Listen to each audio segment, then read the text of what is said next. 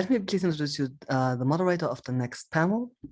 It's Irene Amoroso. Irene is a policy officer at OI Europe and works on, among others, hate crime and hate speech, and she has worked on preparing the organization's contribution to the European Commission's initiative on the extension of EU crimes to cover hate crime and hate speech, and of course also works on other intersex-related issues. Irene, please. Thank you. Thanks a lot, Dan. Can you hear me well? Okay, perfect. Thank you. It's really a pleasure to be here. And as you said in the panel, I'm honored to moderate now. We will talk about intersex-phobic hate crime and hate speech, in particular data collection, prevention, and protection. So in recent years, bias-motivated violence against LGBTI people has been on the radar of European Union and Council of Europe institutions, which have started to collect data, made recommendations and some commitments to tackle it.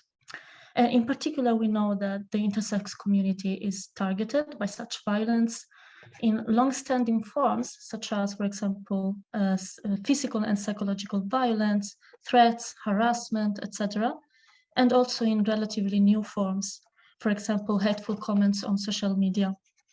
And intersex-phobic discourse has also become part of the narratives of old and new actors of the so-called anti-gender movement. So in a moment, we will find out more about these points together, as we are very lucky to have distinguished speakers with diverse expertise in this panel. They will help us learn more about the forms of such violence, the challenges that come with data collection, the existing gaps, the current initiatives, and also some inputs for the way forward. After we listen to the panelists, we will also open the floor so that the audience can ask questions, as we did with the first panel. Let's get the panel started. And let me remind the panelists that you have about 7 minutes. We have today Dr. Nikoletta Pikramenou and Eleni Pateraki from Intersex Greece. We also have Lecomte from Collectif Intersex Activiste, OI France, Miriam NNID Foundation, Miltos Pavlou, EU Agency for Fundamental Rights, and Tommaso Chiamparino from the European Commission. But let me start with Eleni Pateraki and Nikoletta Pikramenou. Really happy to have you here. So Eleni is a licensed mental health counselor and an intersex human rights activist based in Greece.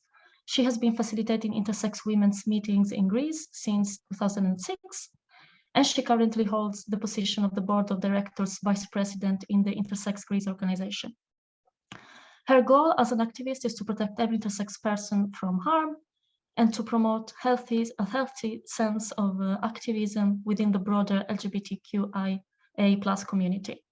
As a therapist and researcher, she is particularly interested in the post-traumatic implications of intersex genital mutilation, surgeries, and other medical interventions on intersex people, and the psychological and existential impact of being born intersex in a sex binary-based world. We also have Nikoletta Pikramenou, a legal expert and researcher on intersex rights. Her book, Intersex Rights, Living Between Sexes, introduced the first legal global comparative study on intersex rights and is published by Springer. In 2019, she joined Intersex Greece, the only intersex-led organization in Greece. And since then, she has been advocating for the promotion of intersex rights at national and international levels. From February 2022 till July 2022, she was a member of the preparatory committee that prepared the law that banned intersex genital mutilations in Greece on behalf of Intersex Greece. And currently, she is coordinating the research project Hate Speech Against Intersex People in Greece, funded by ILGA Europe. I have a question for you both. So Intersex Greece has just presented a study about hate speech against intersex people in Greece, aimed at capturing the rhetoric of hate experienced by intersex people of all ages in the country. Can you please share something about the process of conducting the study and also some of its main findings?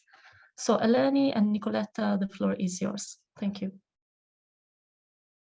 Thank you, Irene. It's great to be here again. I will start this presentation and then Eleni will follow. We will try to be brief because the research is quite big. I hope that you can see my screen. Probably now you can see. We can. Yeah, you can put it in full screen mode. Is it working now? Let me see. It's still not in full screen, but it's visible. No. Not yet. Is it full screen? No. No. Not yet. Because for me it is. Okay. But maybe if the others can read well, maybe it's okay like this. Maybe can you see it now? Full screen? No, still? No. Not yet. Oh, yeah. No, yes. No, it worked. Okay. Perfect. I will go back again. Excellent. Excellent. Okay. So first of all, I will just tell you how we came up with this idea about this research. This is a project that started actually last year, and we had the dissemination event only a few weeks ago here in Athens.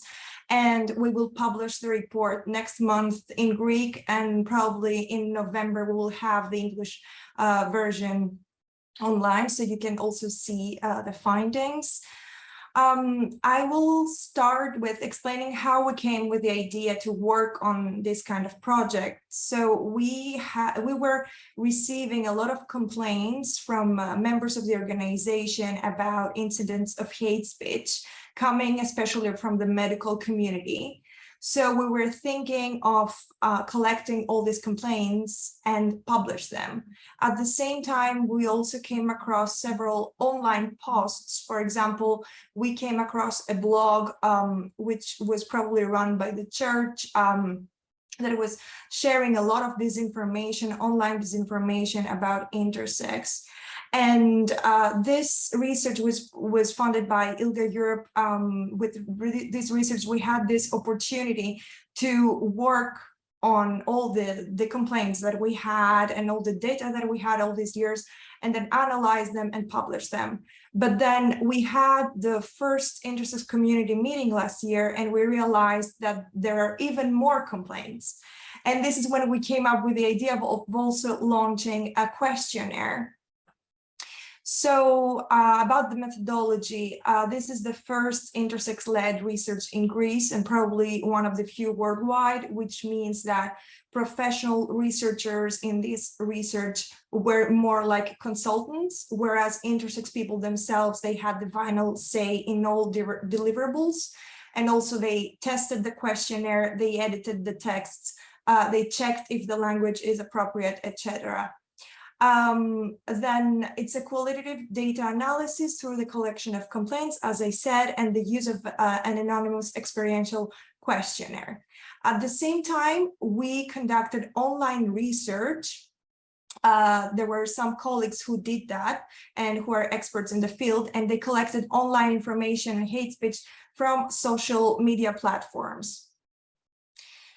About the barriers that we faced, first of all, the questionnaire was online. It was a Google form questionnaire.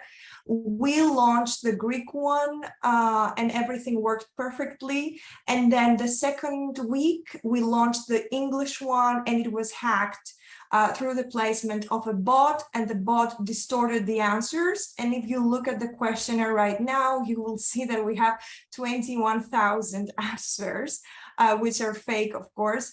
And I think that this kind of proves that right now in Europe and probably in the globe, there is this anti-LGBTQI movement that also works mainly online.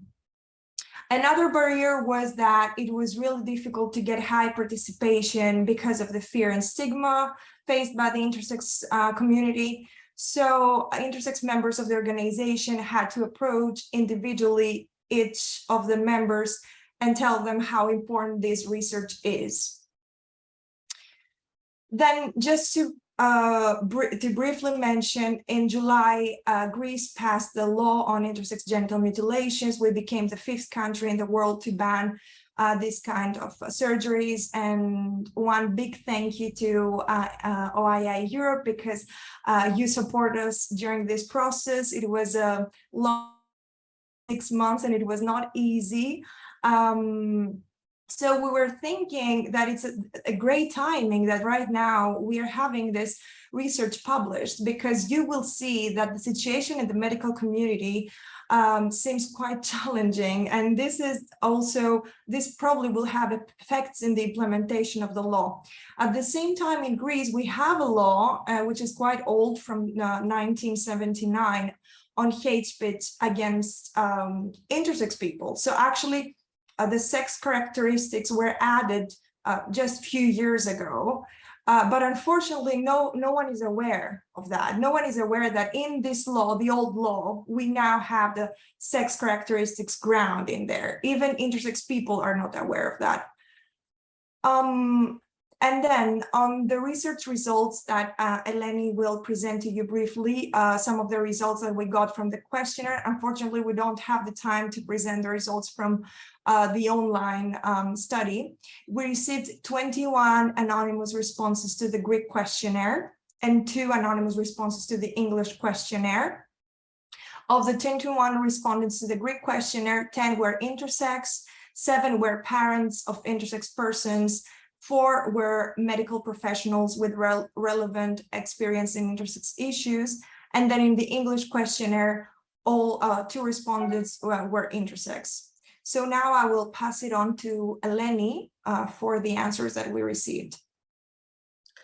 Yes, hello everybody. Thank you for your attention and for your presence. I would like to add something to what Nicole just said. People had difficulty completing this survey because they didn't know what hate crime is, hate speech is, and they couldn't associate what had happened to them with hate speech. So indeed, the research team had to approach individually many intersex persons in order to let them know about it. Anyway, so I will now present to you some indicative answers which are quoted here. We will begin with answers given by intersex persons.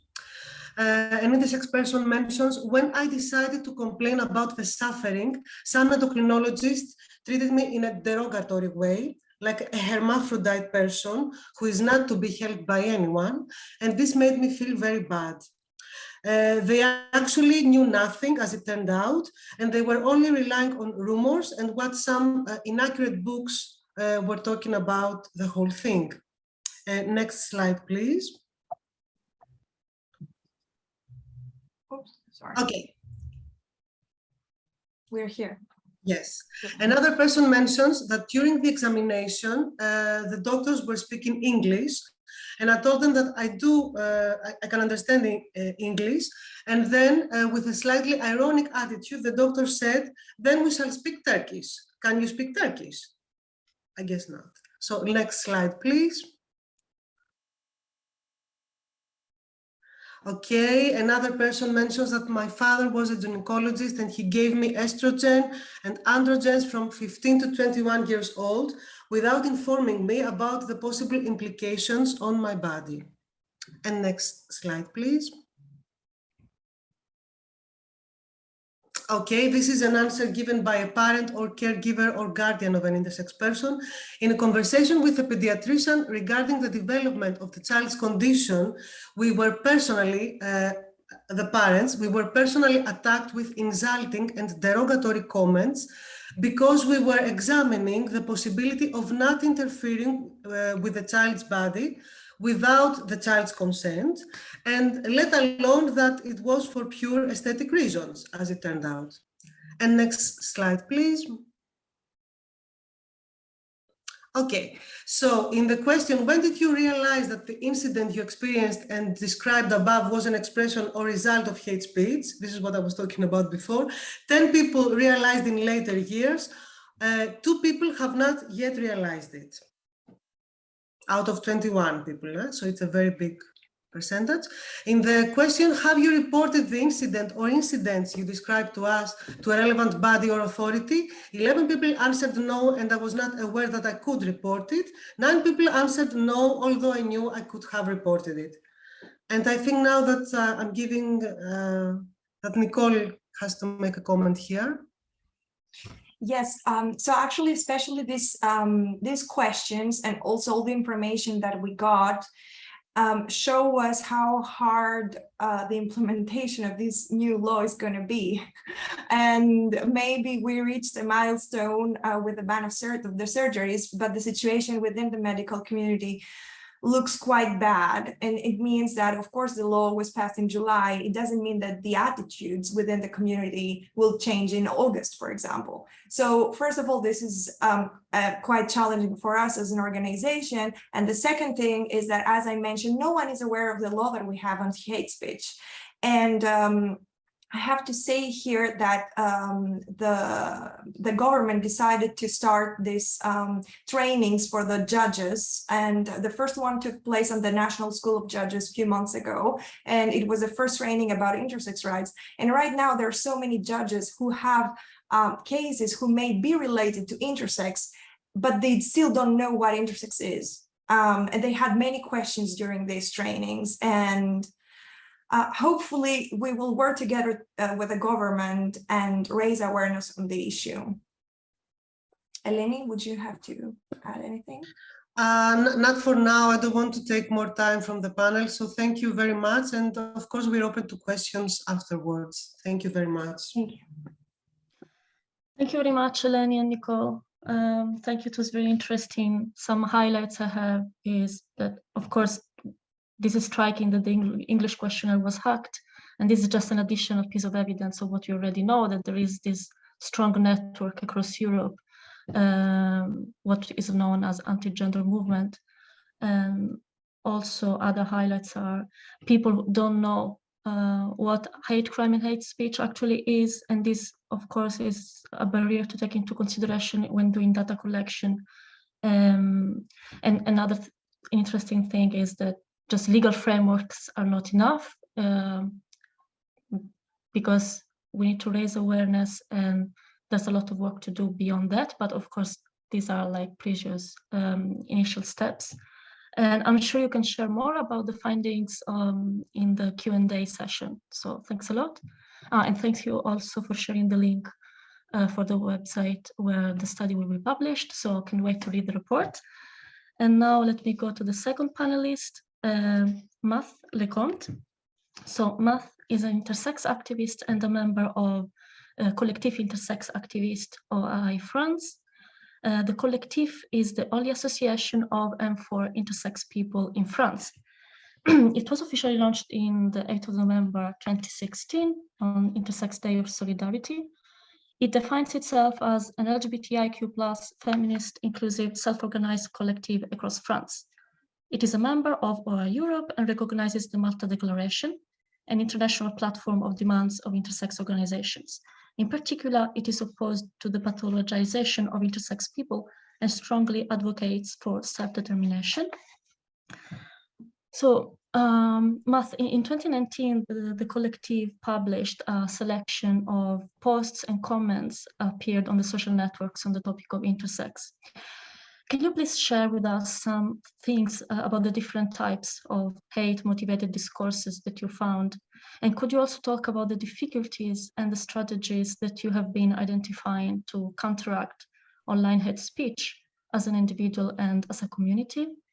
The floor is yours. Yeah, thank you. Can you hear me? Is it okay? We can hear you very well, yes. Okay, then thank you for the introduction. So as you said, back in 2019, the Collectif Intersex Activiste this was sort of a compilation of various examples of online hate speech about intersexuation that we first published on Facebook. At that time, we made the distinction between different categories of what we considered to be forms of hate speech. So the first form we identified was talking about intersex peoples as anomalies to eliminate.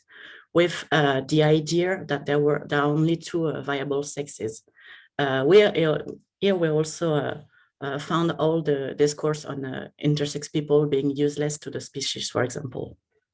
The second form of hate speech we identified was the denial of intersex people's existence, which was basically pure, what I call stubborn ignorance. So people weren't just aware about intersex people's existence and weren't willing to acknowledge it.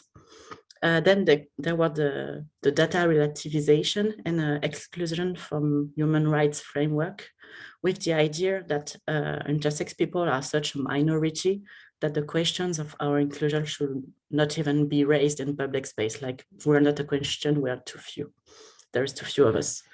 Then there was the spreading of all sorts of false definitions by fake so-called experts. And often this came with another type of hate speech, which was the strong defense of mutilations, with people explaining that intersex people should be thankful for the medical treatment they received. Then there were fetishization, and pure hatred with a strong expression of disgust toward intersex people's existence. So that was for the compilation we did in 2019.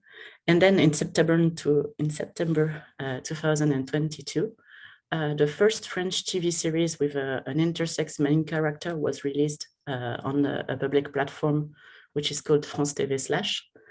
And it was financed by public money. And the series have been massively watched since then, and has brought really a highlight on the subject of intersexuation.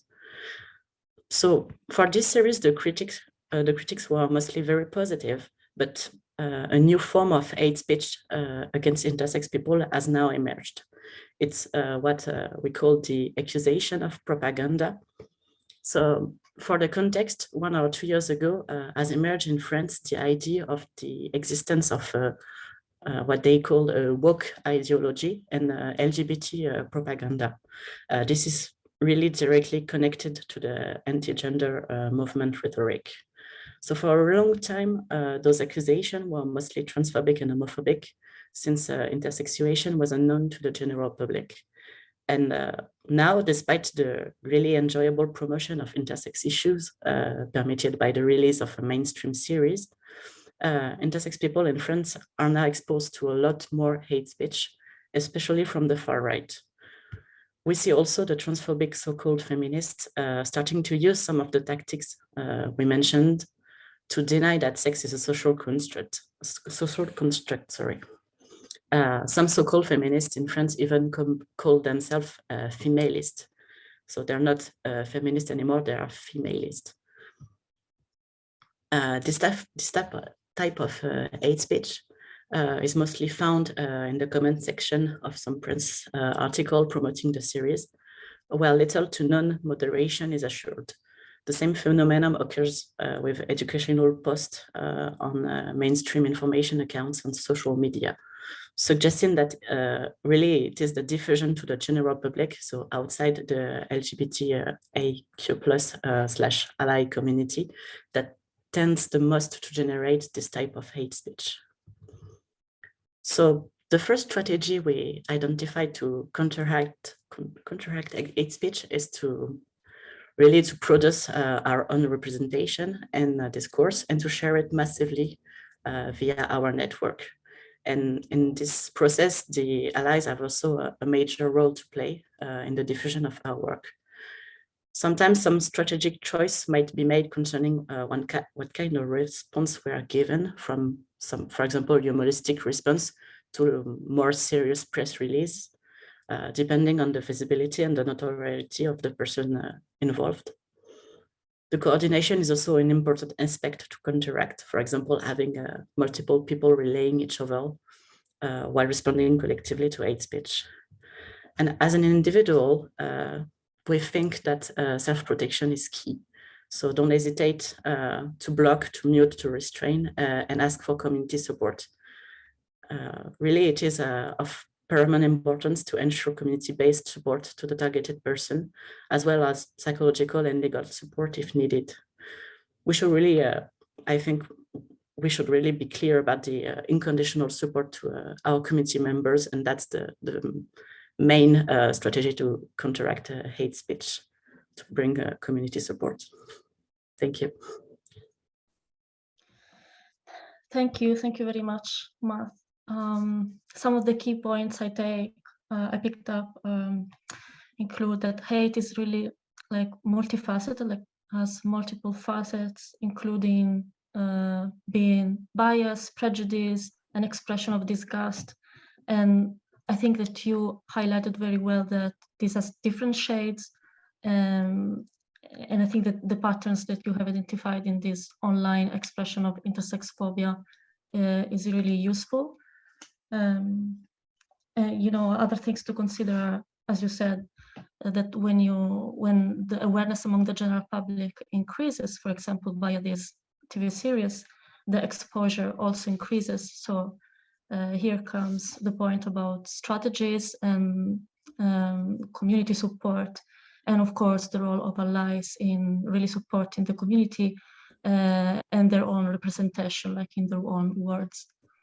I'm sure you will add more in the Q&A part, and so far just thank you. I will move on to the next panelist, who is Miriam van der Ave, who is the director of NNID Foundation, the Netherlands Organization of Sex Diversity. She has been working for 25 years to improve the position of intersex people in the society. In 2013, Miriam was one of the 34 authors of the Declaration of Malta. In addition to her work for NNID Foundation, Miriam was co-chair of OA Europe and a board member of ILGA World for the ILGA Intersex Secretariat from 2016 to 2019. NNID has been collecting evidence of hate speech on social media against intersex people and the intersex community in the Netherlands. So why did you decide to start doing it? What emotional toll did it take on you? And which strategies did you find to deal with it? And finally, what do you think this evidence says about the society and the attitudes towards and the misconceptions about intersex people? The floor is yours, Miriam. Thank you very much. That's a long and complex question you asked me, but nevertheless, I try. And I will start with something that happened this week. Earlier this week, I was in The Hague, the city where the Dutch government is based. Our parliament, the Tweede Kamer or House of Representatives, was discussing the new Transgender Act. Actually, it's not a Transgender Act, because its official name is Proposal to Amend Book 1 of the Civil Code in connection with changing the conditions for changing the mention of gender in the birth certificate. That's a long name, but it's not about trans, it's about intersex as well.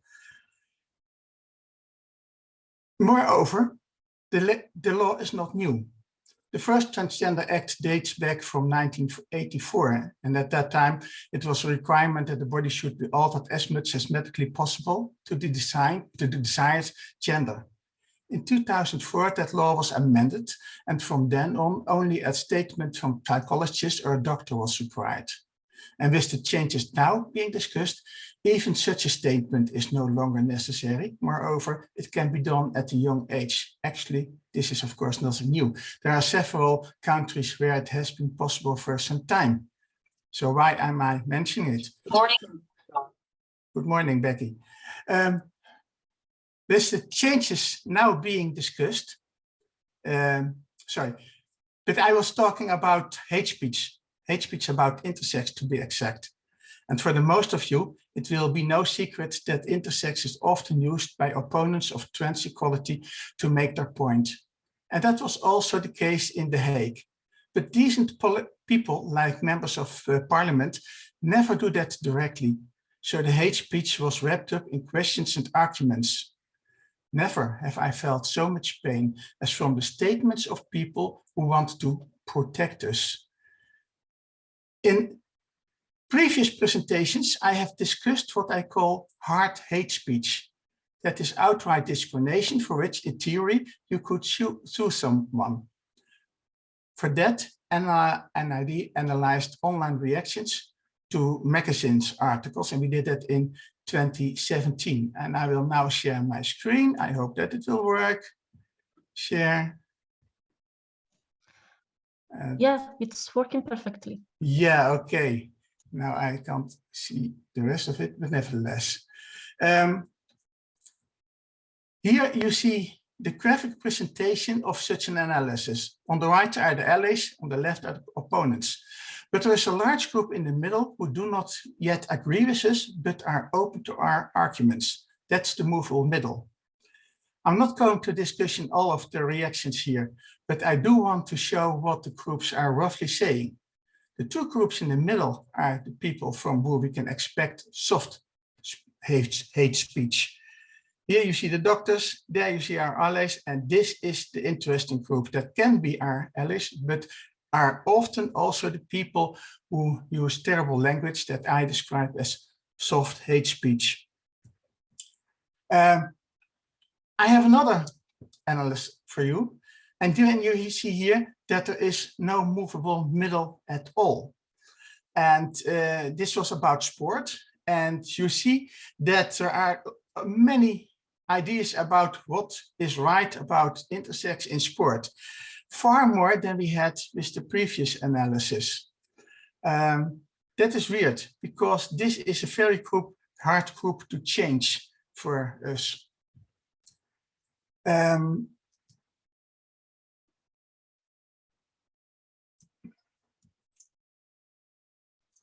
Now my text is sliding away. Sorry that. No problem, take your time.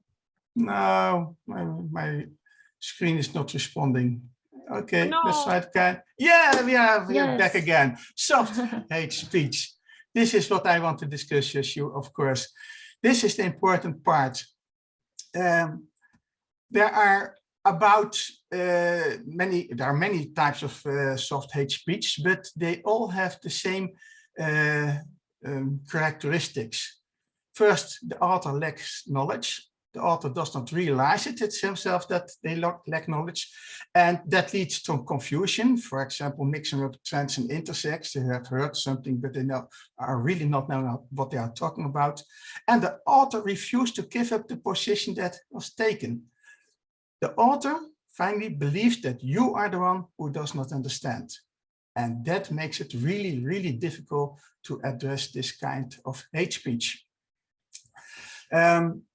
Let me give some examples of soft hate speech. The first example types have in common that the person article is portrayed as a liar, and or at least someone who is talking nonsense. And this is followed by 3 examples in which the person is portrayed as an annoying attention seeker. I have to warn you, it can be very triggering. So I don't read them aloud out, but I will show them to you and I will only say something about it.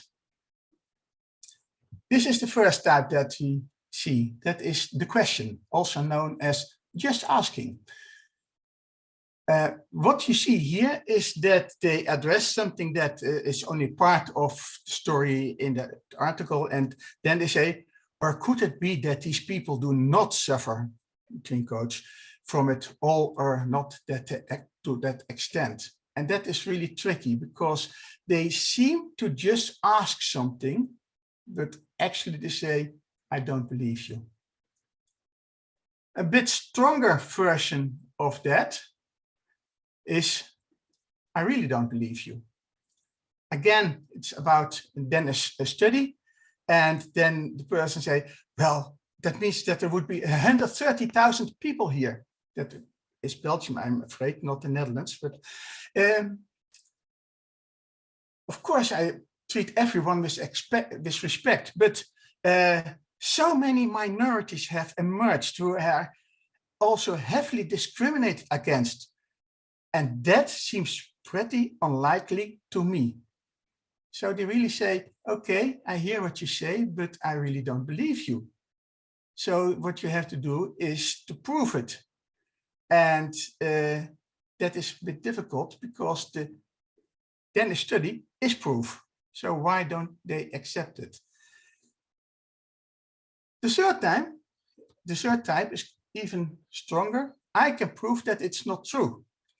And actually, that is the easiest one to refute, but yet it's also difficult because they come up with text like read on Google Scholarly, yes, it's not my text, about these topics instead of marketing sites. There you will find the actual statistics.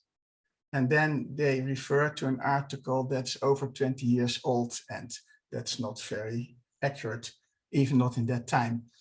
And again, my screen is dead as can be. Let me see.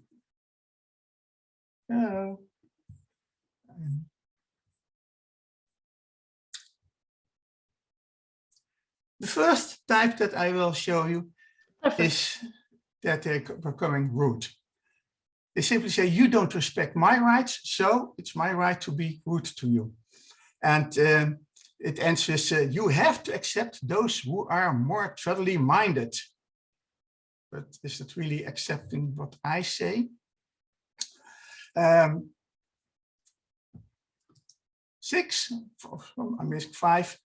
act normal, just like I do. That's also something that we see in many different words. I am ... in autistic in this way. So I'm doing normal, you have to do normal as well. Behavior is normal. And this is something I really like. The 6th version that I see often is, okay, but what you want disturbs me tremendously. So this person said, it seems like all exceptions should become the norm, and that bothers me. It sounds so decent when people say that, if someone else hears that, but for us, it can be rather annoying. So I go back to my text. I don't have any annoying texts on screen anymore. Why do I do that? Stop sharing. Okay, yeah, I'm back. Both the hard and soft versions of hate speech have caused me to barely active on social media. Dealing with hate speech is an ongoing part of the work of intersex human rights advocates. We ask for the same rights and the same protection that other people experience. We are not asking anyone to give in or give up anything, but what we are asking for is apparently so threatening that hate speech has become a regular part of our work. That's called emotional labor. We've moved forward, but it's always uphill. That takes a lot of energy. I can't stand that anymore. Before I would get burnt out, I've stopped using social media, and I stopped working for the international intersex community. I miss that for sure. But our work environment is so toxic that at some point, keeping distance is necessary. This does not mean that I don't work on intersex rights anymore. As mentioned earlier, hate speech is based on lack of knowledge. This leads to many misconceptions. The annoying thing about misconceptions is that they are quickly stated, but it takes much more energy and time to refute them. Over the past year, I've been working on a new publication that scientifically refutes 170 commonly held misconceptions about intersex. Still, even with the best education, I think that hate speech will be used against intersex for a long time to come. However, the first slide I displayed showed a large group of movable middle. These are people who still seem to be against intersex rights now, simply because they parrot other people, but not because they have formed their own opinions. That is why we will have to continue to work together to educate society. The more allies we have, the more likely the group of haters will quiet down. Thank you. Thank you very much, Miriam. Yeah, it was very interesting to hear about this hard and soft hate speech. And also thank you very much for underlining the link between hate, prejudice, and basically ignorance and lack of knowledge, and talking about the toxicity of the environment leading to burnout and exclusion on so many levels. Thank you very much. And I hope we can share more in the final round of questions. I'm moving now to the next panelist, who is Miltos Pavlou. Miltos is a social legal researcher of the European Union Agency for Fundamental Rights. He is the manager of the EU LGBTIQ survey and the Fundamental Rights Forum. He has authored numerous publications on human rights and equality, racism and discrimination against LGBTI persons, migrants, Roma, and minorities. Previously, he was heading the Institute for Rights, Equality and Diversity and the EU Red Early Warning System, combating racism and xenophobia and monitoring extremism. So Miltos, you managed the work done on the LGBTIQ survey, which in 2019 included intersex people among the respondents for the very first time. And you are also preparing a new survey, which will be launched in 2023. So in the findings of the latest survey, data on hate-motivated violence against intersex people was particularly alarming, including very high occurrences of physical and sexual attacks, violent in-person threats, and harassment. The majority of the intersex respondents said that these episodes affected their health and well-being. Why do you think it is important to collect such data? And based on this data, what does your agency recommend that member states do to counter hate crime against intersex people? Over to you. Thank you, Irene. You can hear me well, right? I can hear you well. Yeah, I want to link to the previous intervention. And you mentioned the title of the questions that relate about the impact of violence or harassment to health and well-being. We care very much about inserting such questions in the questionnaire. And what we saw there, that the most, let's say, the biggest, the most problematic impact of hate crime is not so much about health, is not so much about work, is about psychological impact. It's about fear of being outside, being in the world. In fact, there are a lot of interesting results in our LGBTI survey, which is going to also to inform the study that is commissioned now by the European Commission in order to look more in detail in some qualitative aspects. And we're going to have a next year, but there are some questions that really are eye-openers about the situation. And this is, in a nutshell, why we do this research, why data is useful, because you just need to know what happens on the ground and what the issues are, what are the priorities. So if you allow me, I see that everybody has used much more time, so I'm going to share a bit the screen, maybe. Yeah, you can share your screen. Yeah. Yes. So before going to the recommendations, what we can see is that intersex people among all LGBTI groups in the survey reported in larger numbers that there has been increase of prejudice, intolerance, violence against LGBTI people in the country they live in. Half of the respondents, more than any other group. We know that more than anyone else in the LGBTI survey, they avoid places because of fear of being assaulted, threatened, or harassed because being themselves. Again, is about 4 in 10 intersex respondents, which is a huge number and unacceptable. About the sexual and physical attacks in the 5 years before the survey, we see again that we have a very, very high, too high percentage, 22% of the respondents experienced such attacks, 1 in 5. This is a huge number in criminology terms. And of course, is different in different member states, which is another important element here, because we are talking about the EU as an average, but then we have different national contexts. And among the things we say, we look at the data. What we see here in this chart, we see that a lot of victims, again, intersex respondents more than others, and close to trans respondents, they do not report their attacks to the police because they are afraid of homophobic, transphobic, intersex-phobic reaction by the police.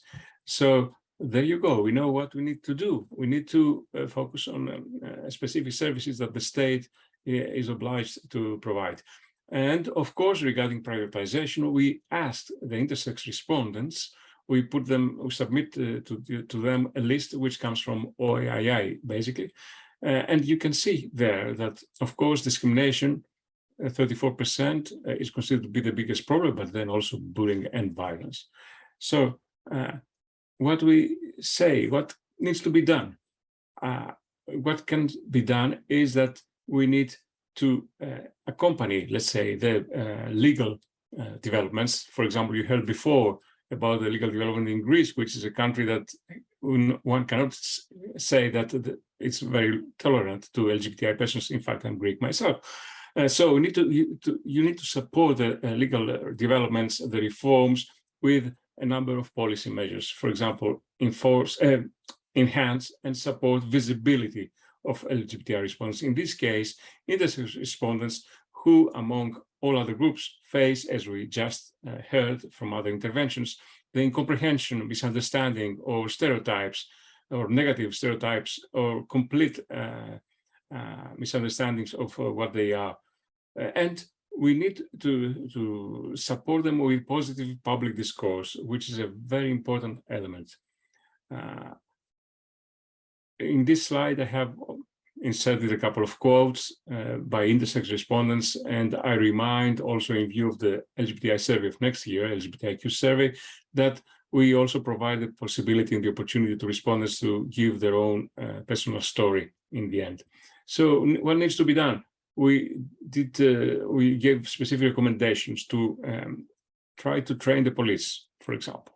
And I mean this seriously. This is not just a side issue. It's about substantial operational capacity and accountability of duty bearers in order to protect the rights holders. This is fundamental for our societies, especially in times where the hate is persistent, is there, even if in some other parts of society, even if the law improves, the hate is still there, the haters are there. And this is something that we have to face, especially today that the LGBTI issues are weaponized also at an even international level in a very dramatic times for our continent. I will stop here, and just to remind that next year we have the LGBTIQ survey. Please stay tuned. Thank you. Thank you very much, Miltos. Indeed, thank you for reminding us that intersex respondents proved to be among the most vulnerable groups of the LGBTI spectrum. And we need indeed this data to build solid measures to counter the situation. And thanks also for reminding us that legal frameworks are not enough. We need strong policy measures to facilitate these developments in the reality. I'm moving now to the last panelist, who is Tommaso Chiamparino. Tommaso works in the Directorate General of Justice and Consumers in the European Commission and coordinates the activities on tackling hate crime and hate speech, including online. Previously, he has been the Commission Coordinator on combating anti-Muslim hatred. He holds a PhD in political science and has previous experience in consultancy, as well as in non-governmental organizations working on environmental sustainability. Tommaso, last year, the European Commission launched an initiative to extend the list of the so-called EU crimes to also encompass hate crime and hate speech, which means that if the initiative succeeds, these crimes will be regulated in their essential elements at EU level due to their cross-national dimension and seriousness. And the unit you work at is specifically working on this file. Can you please tell us why the Commission took this step, and how do you think the Commission and the Member States should tackle hate crime and hate speech? Thank you. Over to you. Thanks a lot, Irene. Many thanks to the OAI Europe team for having me today for this very interesting session you have organized. Yeah, I'll get to your question, perhaps to your main question by starting from the second one. You ask about how the Commission and the Member States should address hate speech and hate crime. And in order, so I'd propose to reach the first question then by responding to the second one very quickly though. So Miltos has hinted a bit to this during his intervention. From our perspective, let's say we would put, let's say, 2-3 layers of elements here when addressing a response. The first one is the legal framework, so legislation, and then the second one, since legislation is not enough, Miltos said rightly so, and many of you stressed that before as well. We need policies that support legislation, and then I would say a number of, as a third layer, a number of support measures, which could go from data collection to financial support and other instruments that would support the legal and the policy framework. So on the legislation side, at European level, we have legislation that criminalizes public incitement to violence or hatred on the basis of protected characteristics, hate speech, and that considers bias motivations as aggravating circumstance, or imposed to consider bias motivations as aggravating circumstances in matters of crime. So that defines what a hate crime is. The framework decision of 2008 has been transposed by the member states. We're checking how correctly that was transposed, and when needed, the Commission takes infringement proceedings, and currently we have 13 that are ongoing. However, the 2008 framework decision has a big limitation. It only covers racist and xenophobic grounds. So the legal framework at EU level is limited.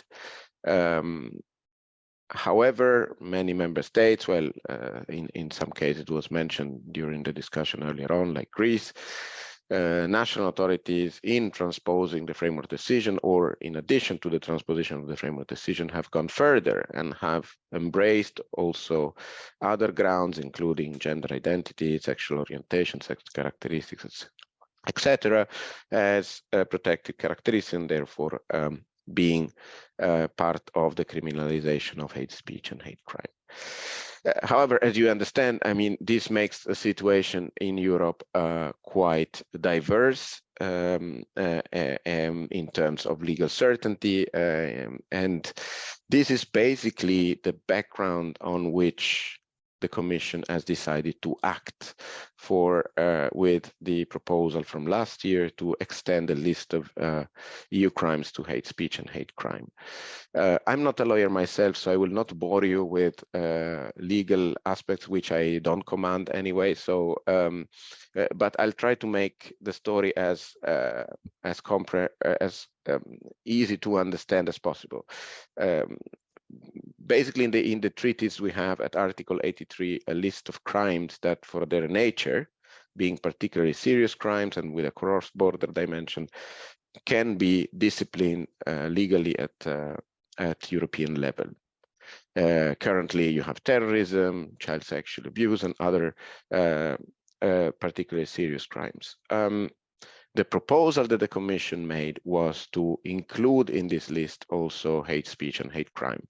What would that imply? It would imply that once this is adopted, so the hate speech and hate crime become part of Article 83 of the treaty, then the Commission would be in the position to prepare secondary legislation, which would complete the framework decision currently in place and go beyond the racist and xenophobic grounds to legislate on hate speech and hate crime. So the steps are multiple, as you can hear. Currently, the Commission has issued a proposal. The ball is currently in the field of the Council, so in the member states, who are responsible to decide whether this list can be opened. The list at Article 83 and hate speech and hate crime included there. This process requires unanimity, which implies then a series of problems in terms of getting there.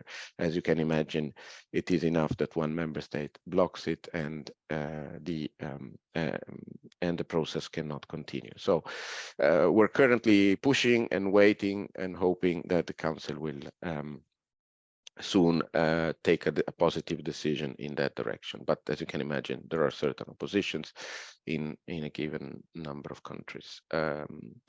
Then, in addition to that, we continue, and then I'm going back again to the day-to-day business, so to say, with our policy efforts. The OII was invited and spoke down recently earlier before the summer in June at the joint meeting of the high-level group on combating hate speech and hate crime and the LGBTI equality expert group. These are two settings that the Commission has put together involving member states, civil society organizations, international organizations to advance on policy. So to create fora where good practices can be shared, where civil society organizations can be heard, where you can address measures, preventative measures that go beyond the criminal law provisions, like Miltos mentioned before. Very important: training of law enforcement, training of police on the different forms and grounds of hate crime. So this is an area where we continuously advance and where we hope to have more of the engagement that we had last June, including with your organizations. A second policy step I'd like to mention that we took some years ago already, but it's continuously ongoing, and it's very important also for the things that were said earlier today, is the Code of Conduct on Countering Hate Speech Online, which refers, yes, to the framework decision, but actually goes much broader than that. As part of that work that we do with the main social media platforms for them to quickly respond to notifications that they received about alleged hate speech and take down, we have established a network of civil society organizations that actively collaborates and works directly with the platforms to flag episodes of hate speech that should be removed. And so I'm putting it here on the table today because we're constantly expanding the network of civil society organizations. And so if activists that are in the room today would be interested to join this work, we're very pleased to consider that. And let me conclude by a third and last point. I mentioned the support measures to policy and legislation. So research, well, Miltos has already spoke about that and the data collection efforts that have been made egregiously by the Fundamental Rights Agency, and Commissioner Dalli in her opening speech, she also mentioned the first ever EU-wide study on the barriers to full equality experienced by intersex people in areas like health and employment. This is also forthcoming, and it will be very important to inform our work. Important point here is also funding. So the Commission, one of the key tools that we have, since we cannot act directly on the ground and try and change things where this should be the responsibility of national authorities, but we can help with financial support. And we do have a program, the Citizens Equality Rights and Values Program, where OII is beneficiary of, fortunately, and where we expect and hope to have more projects submitted by your organizations and your communities as well, because it would be extremely relevant. And we have priorities on countering hate speech and hate crime, and we have priorities on promoting LGBTIQ equality where your work would fit extremely well. So I hope that gave a bit of a picture, and that I did not sound as if we have a magic solution, but rather that I hope the message came across that we're doing our best from our side to address these important issues and to engage openly with civil society, with activists from the ground, try and achieve some positive change together. Thank you very much, Tommaso, indeed, for giving this comprehensive picture overview of the situation, the legal basis, and also the objective of the initiative of the European Commission. What struck me is the number of the infringement proceedings ongoing for the lack of implementation of the framework decision on racism. So the proceedings against the member states for breaching the EU law. And this is not a good start, but hopefully the situation will change. And as you said, there's no magic solution, but we will do our best to support your work. Thank you very much. And now I'm going to the final wrap-up question. So I would like to ask you this question, that is how to stay safe. So based on what you all shared and on your diverse experiences and perspectives, would you like to share a few final words? So just some highlights. It can be suggestions or recommendations or just further considerations. Please be concise. You have up to 1 minute each. And I would like to start with Nikoletta and Eleni. How to stay safe. Eleni, would you like to start?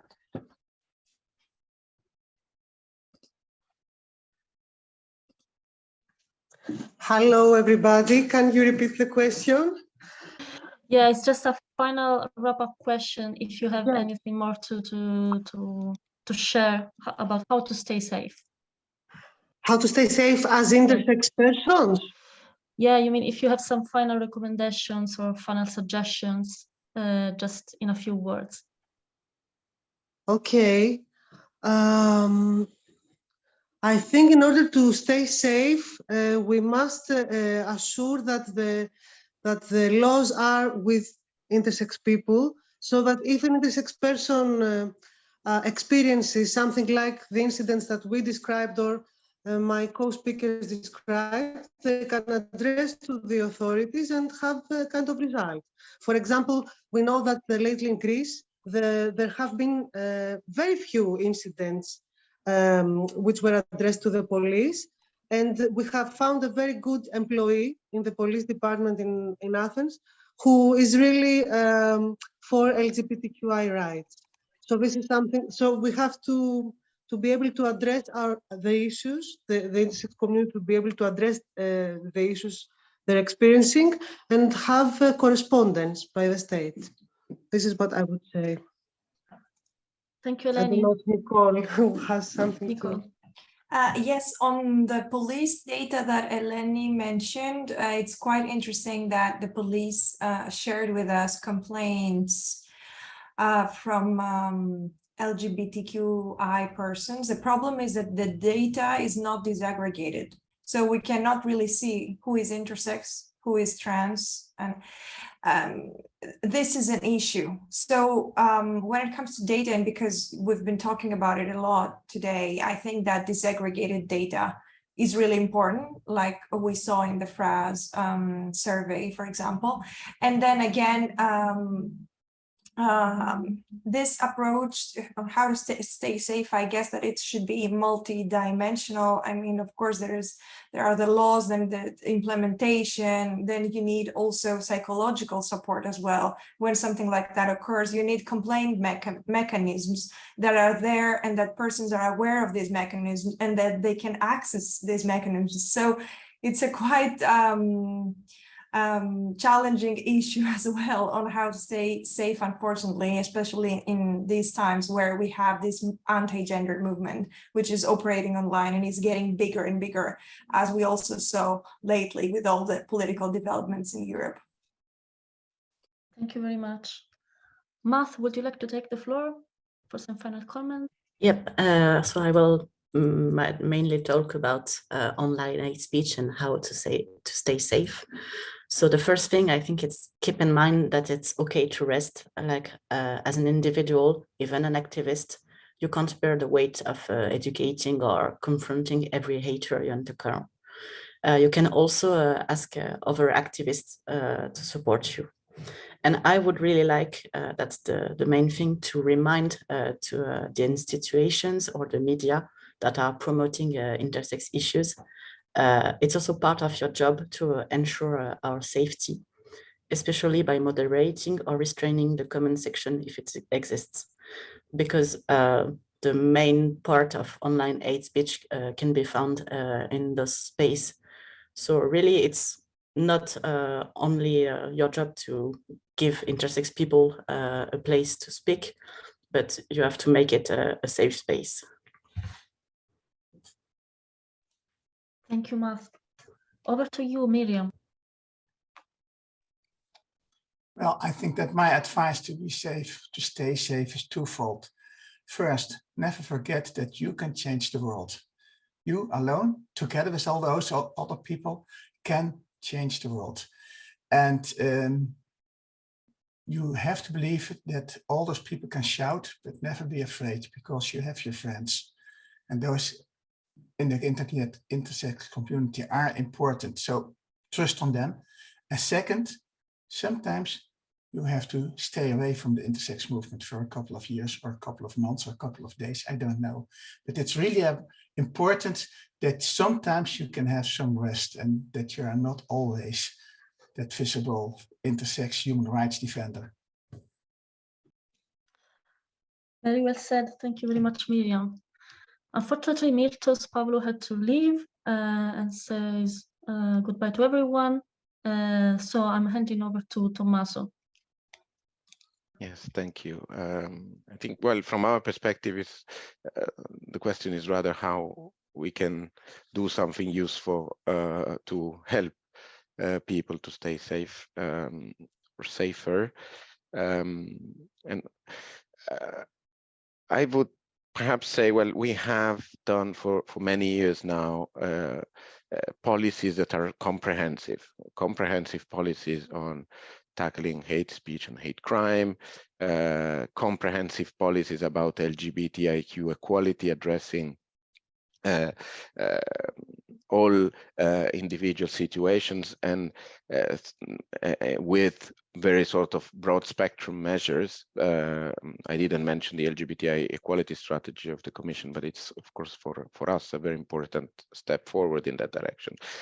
But perhaps, yeah, the way to go is to move from having comprehensive approaches, large-scale approaches, to deal in a more focused way with the needs of and protection needed by specific groups, specific individuals, and have targeted measures and targeted responses to protect from risks, from vulnerabilities that affect those specific groups. So I would say for us, for you, it would, and from the Commission side, we would need to strengthen policies in the area of healthcare, of employment and non-safety, which could be relevant. So let's say being more focused and being more targeted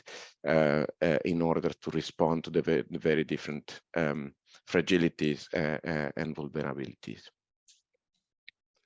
Thank you very much, Tommaso. I also see in the chat that Miltos wrote how to stay safe, support each other, and claim accountability of duty bearers.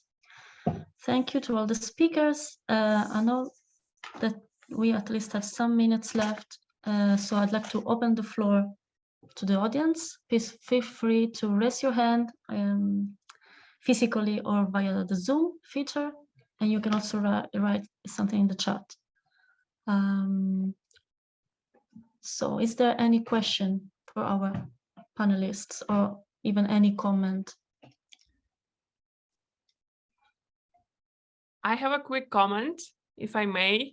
Please go ahead, Irene. Yes, for me, it was so interesting to see from Intersex Greece's research about people like not realizing the concept of like hate speech and that it can be reported, because, you know, so often we like, you know, being in a community, we just view any kind of negative words on the internet, any kind of inappropriate questions as just a part of a reality, just something that is there and there could be nothing about it, you know, it's just something that we have to like live with, you know, and it's so important to actually have panels like this and actually educate people that there is hate speech, there are grounds, it can be reported, it is not okay. And yeah, so important. And it's actually sad how so many of us are just used to living with such things.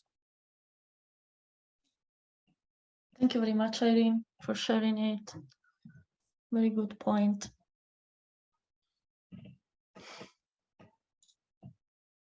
Oh, Rino, yes, please go ahead. Yes, two things. I will start with kind of answering to Irene. It is pretty weird, but it's pretty true also that lots of us, including me, didn't grasp it was about hate when we face, for me, the situation of telling me to kill my unborn child. It took some years, and this is because, first of all, of the shock. I mean, if you're a parent to be, you don't think of human rights or activism or anything of the things we talk together. You just think of, what about my child? What about their lives, their health, first of all. So when you're under this stress of new life, or under the stress of a new diagnosis from some doctor, you don't really think about activism in an activistic way, so you cannot really grasp what it is about. And also when the doctor is telling you there is a health problem, even though it's not in most cases, also you can think of an activistic solution to it. So this explains, I believe this is a story for many of us, and explains why it took us so much time to realize it was hate speech. Now I know, and a few days ago, a friend that is here also, Mrs. Yana Americano, sent me the link for the doctor, the one doctor that is in life still, from Cyprus, the doctor that told me to kill my child. And I have almost forgotten about her because she's in a foreign country, she's not near me anymore. But the moment I saw her face, I crashed. And I saw everybody this picture and said, here, see, this is the person that wanted my child dead. So now, after that, I'm pretty sure it was hate speech. But, you know, it has been 13 years that I'm in this position now. So imagine a couple nowhere in a village, or a young person that finds out in a no man's land place. It's very difficult to realize that it's harassing, it's hate speech, and it does us harm. So we need to speak more openly about that in all countries possible, so people, our people realize it. And the second one, very fast, I believe one solution in a few years, not now, it's not a very fast solution, it will take some years, is for us to insist to put the intersex info into education, into the curriculums of national educational systems.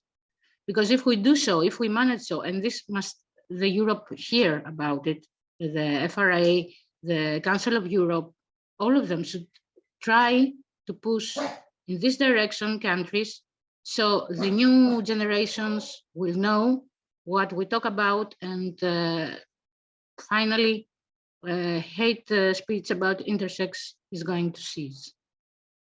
Thank you. I'm very happy I'm among you. Thank you, really. Thank you very much, Irene, for sharing your testimony and making these very valid points. I see Magda raised her hand. Please go ahead, Magda. Hi, hello. Thank you everyone for the panelists for the presentations.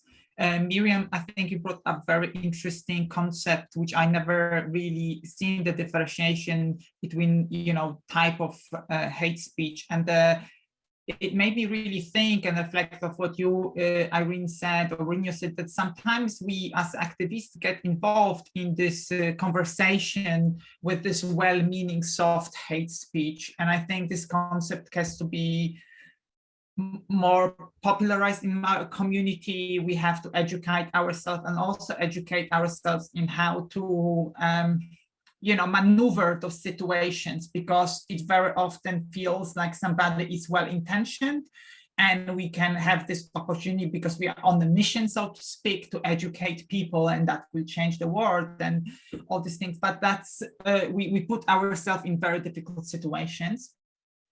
So that's my reflection. But also there's a question kind of that is there any techniques how to don't feel like we have to do all the work, because I've observing lots of conversation online and offline, this especially soft hate speech puts the burden on us to do all the work and prove that the false ideas people may have, we have to disprove them. So I'm just wondering if there are any quick tips, and I appreciate if there may be not. Thank you, Magda. Does anyone of the panelists want to respond or reflect?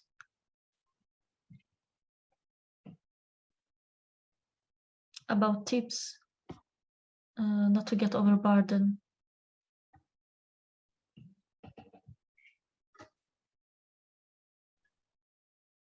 I have a tip, but I'm not a speaker, sorry.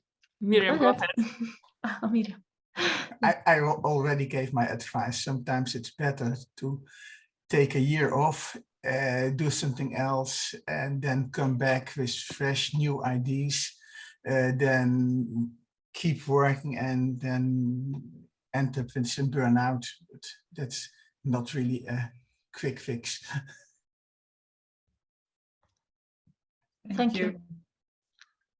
Dan, do you want to take the floor? Irene, you also had a tip, so I also have a tip. So Irene, yeah. Okay, yeah, I'll be quick. Actually, it was the tip that was shared with me by Alessandro Comeni. He used to be on the board of OI Europe.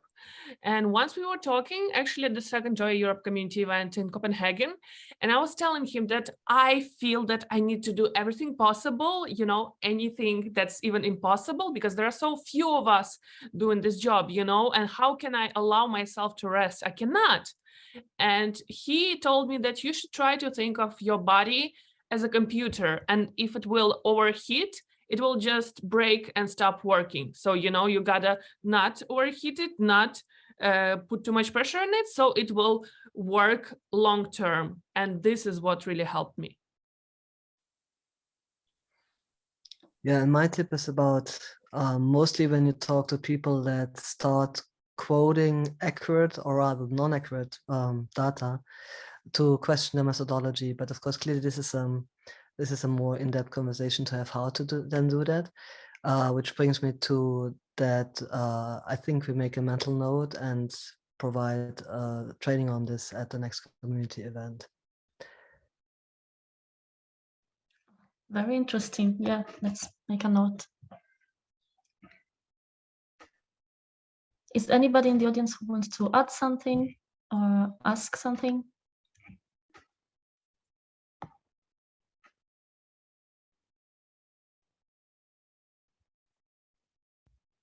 If not, I would like to thank all the speakers and all the persons who shared their thoughts and just participated and listened. And I would like to hand over to Dan.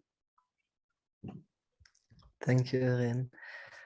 And just to add, like, writing about this, about all the different ways to help us to deal with this kind of soft and also with the hard hate speech. And there's definitely there's no one solution to this. And it's an ongoing process.